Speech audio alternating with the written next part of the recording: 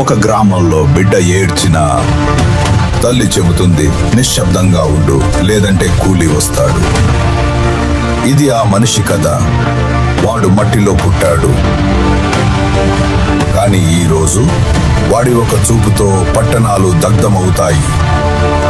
వాడికి ఏమీ లేదు,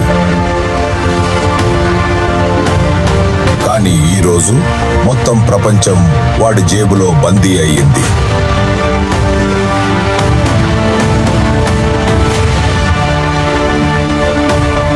వాడు చట్టాన్ని గౌరవించడు, ఎందుకంటే వాడి పేరే చట్టాన్ని వణికిస్తుంది.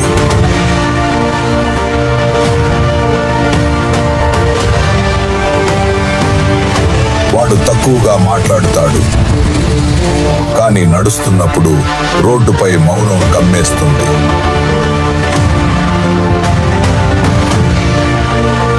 వాడు శత్రువులతో అగిలిపెట్టడు, వాడు నేరుగా బూడిద చేస్తాడు.